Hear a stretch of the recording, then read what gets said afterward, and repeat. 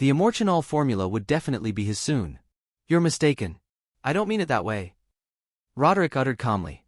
Phineas was puzzled. What do you mean, then? Both of you are here to borrow my money, aren't you? Roderick asked back instead of answering. Phineas let out a sheepish laugh. Our family ran into some trouble recently, and we need some money to turn things around. That's why we've come to you, Mr. Brooks. How much do you need? About $3 billion? $3 billion. Roderick raised an eyebrow. Sorry, but no can do. What? Phineas' shock quickly turned to dismay. Mr. Brooks, $3 billion is nothing to you. Why can't you lend us the money? Technically, I've already lent the money to Mr. Rhys, so you'll have to beg him for the money. Roderick replied with a sarcastic smile. What? You lent it to him? The father-son duo was stunned, unable to believe their ears. There was no way Roderick would have lent that useless punk $3 billion. You're not pulling our leg, are you, Mr. Brooks? Phineas asked again, eyes wide. Yeah. What are we supposed to do if you give the money to him? Matt was dismayed. That's none of my business. Roderick responded frankly. Mr. Brooks, how could you lend your money to him instead of us?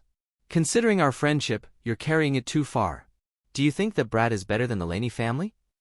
The Laney family was a noble family that was leagues above Dustin in terms of wealth and connections.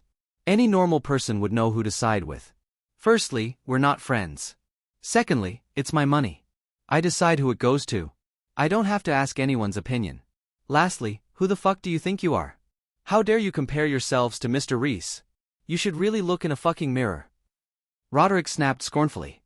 Mr. Brooks, are you going to make the Laney family your enemy just because of that brat? Phineas growled. Exactly. You should think this through carefully. Is the Laney family more important or that brat? Matt quipped. They were sure that a businessman like Roderick would never turn his back on the Laney family. So what if we become enemies? A penniless family like yours is trying to threaten me? You must have a death wish. Roderick curled his lip. I can cut off all your funds right now. I'll make sure you never get a penny in this province. At this was his words hit the Latherson duo like a bucket of ice. They'd been so agitated that they forgot that Bucks Brooks they were talking to, whose influence and wealth exceeded the Laney family a gazillion times. Even when they had been at full power, they still had to lower their heads in front of Roderick, let alone now.